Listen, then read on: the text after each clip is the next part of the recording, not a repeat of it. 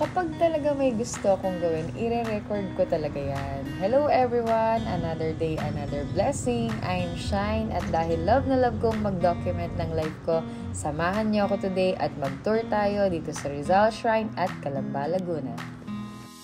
You know what? I'm 35, taga Laguna ako, pero never pa ako nakabisit sa bahay ni Rizal. So for those na hindi pa rin nakakabisit dito, let's go! Mag-tour tayo!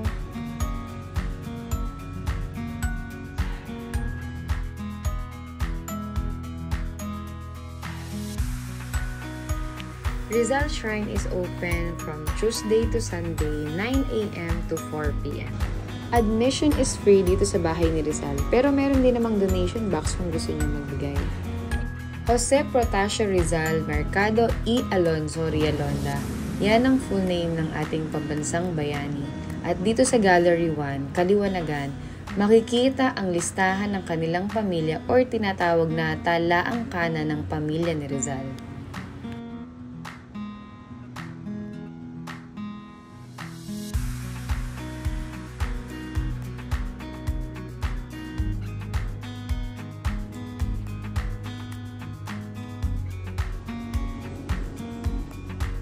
Dito sa Gallery 2, Kapaligiran, dito mo mababasa ang history ng pagkakatatag ng Calamba, Laguna from 1742 to 1898.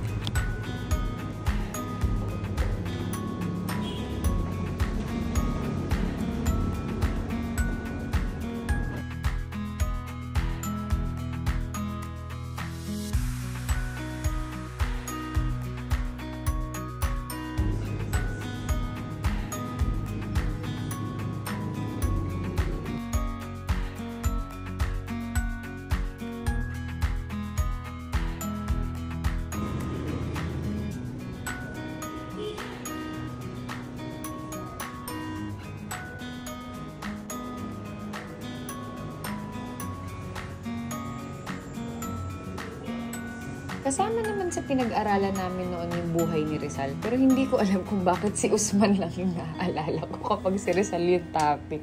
Siya yung aso ni Rizal. So dito, nung pumunta ako dito, mas lumawak talaga yung knowledge ko about him. At dahil dyan, alam nyo ba na nag-aaral pala siya sa Binyan, Laguna? So isipin mo kung gaano kalayo papasok ka from Calamba to Binyan. So paano kaya yung transpo niya, di ba?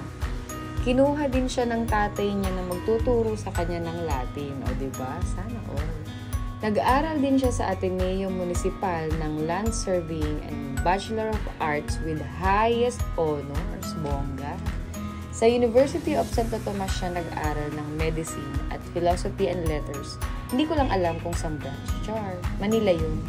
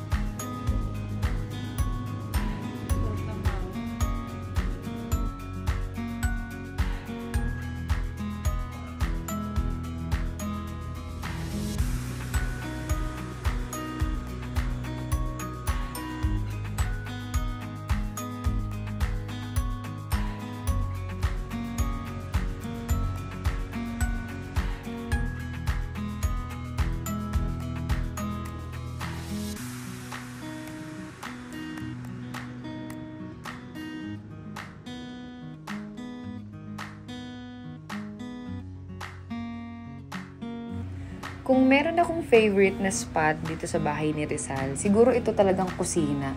Dito ako pinaka nagtagal kasi naaalala ko yung bahay ng lolo at lola ko dun sa Santa Cruz, Laguna, kung saan kami nakatira. So ganito din yung kusina, meron sa taas. Kaya bet na bet ko din yung mga lutuan na ganyan kasi since kahoy lang din sa kauling yung gamit namin noon panluto. So parang ang sarap iuwi ng mga lumang gamit. Pero utang na loob, huwag niyong iuuwi ha.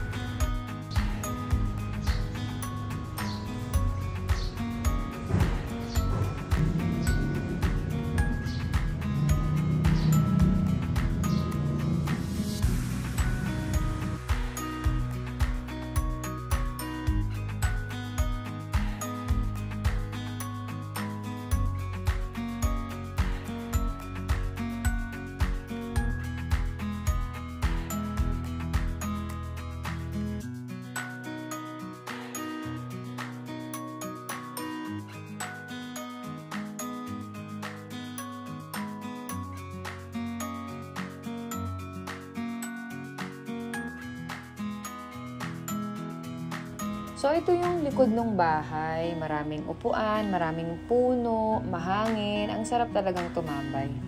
At isa pa, perfect din talaga to pang field trip ng mga bata. Kasi yung comfort room nila, in fairness ha, malinis siya.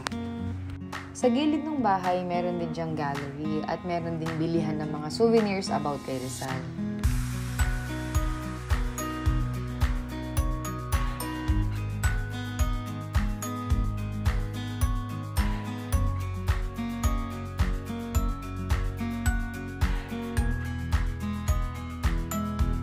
Isa pa sa sobrang na-enjoy ko is yung magtingin ng mga paintings na sobrang gaganda talaga. Naku, kung mayaman lang ako, bibili talaga ako.